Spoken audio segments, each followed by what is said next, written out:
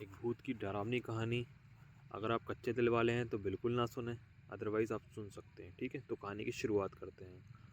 एक अंधेरी और सुनसान सड़क, चारों ओर सन्नाटा, हवा के झोंके और उल्लुओं की आवाज़ें सुनाई देती है। इंसान वैसे ही डर जाए। कहानी की शुरुआत ऐसे होती है। एक छोटा सा गांव होता है। यहाँ गांव बहुत शांत और सुंदर था। लेकिन होता क्या है, वहाँ के लोग शाम होते ही अपने अपने घरों में बंद हो जाते थे। गांव के किनारे एक पुराना हवेली नुमा घर होता था। मतलब हवेली टाइप से हवेली होती थी, जिसे लोग भूतिया घर कहते थे, क्योंकि उसमें कोई रहता नहीं था। उस घर में रात के समय अजीब-गरीब आवाज़ें आती थी, ऐसा गाँव वालों का कहना था। और बहुत से गाँव वालों ने ये सुना भी था, इसलिए वो लोग जल्दी अपने घर में आ जाते थे। ठीक है? तो दोस्तों, एक युवती है जिसका नाम था काजल। वो अपने गाँव में अपने दोस्त राघव से बात कर रही है। ठीक है? तो काजल, राघव, तुमने कभी उस घर के अंदर जाने की सोची है? सुना है वहाँ कोई आत्मा भटकती है। तो राघव बोलता है, क्या पागल हो? गाँव वाले कहते हैं जो भी उस घर में गया वापस नहीं आया। तो काजल बोलती है, ये तो सब मनगढ़ंत गाते हैं राघव, मुझे सच का पता लगाना है। मुझे लगता है कि तुम भी डरते हो। तो राघव बोलता है, काजल, तुम जो कर रही हो वो ठीक नहीं है। काजल को इन बातों पर यकीन नहीं था। उसने तय कर लिया कि वो उस घर में जाएगी और सच का पता लगाएगी। लड़कियां थोड़ी क्यूरियस होती हैं, तो दोस्तों काजल ने फैसला कर लिया। अब काजल उस भूतिया घर के सामने खड़ी है रात में। ठीक है, और अंधेरा बहुत ज़्यादा हो रहा है। तो काजल ने, दरवाज़ा बंद था, काजल ने धक्का देकर दरवाज़ा खोला। दरवाजे की चरमराहट सी आवाज़, जो आमतौर पर पुराने दरवाज़ों में से आती है, आई। इस आवाज़ को सुनकर काजल की रीढ़ की हड्डी में ठंडक सी दौड़ गई। एक डर का एहसास उसके मन तक पहुंच गया, क्योंकि बहुत अंधेरा था।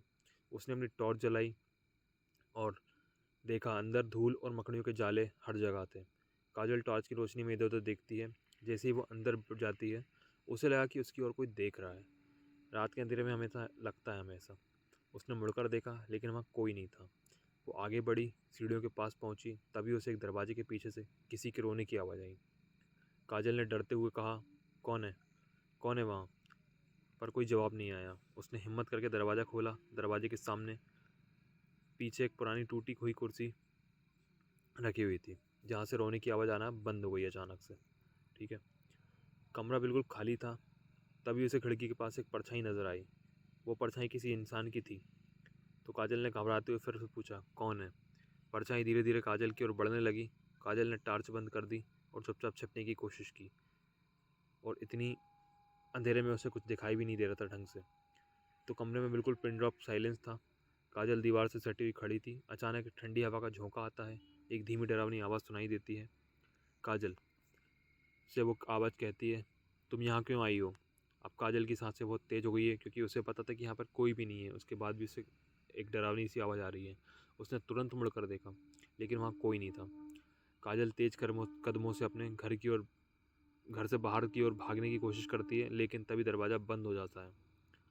काजल चीखने लगती है, मुझे जाने दो, कौन हो तुम? कौन हो? कहाँ हो?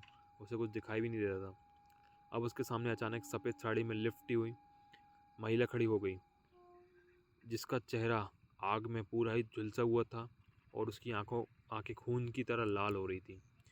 अब उस महिला ने, या उसे डायन बोल सकते हैं, चुड़ैल, जो भी हम बोलना चाहें, तुमने मेरी शांति भंग की है। अब तुम इस घर से कभी बाहर नहीं जा पाओगी। काजल के हाथ पे ठंडे पड़ गए। उसने अपने पास पड़े एक लकड़ी के टुकड़े से आत्मा पर वार किया, लेकिन वह गायब हो गई। अब काजल किसी तरह दरवाजे खोलने में सफल होती है और बाहर भाग जाती है।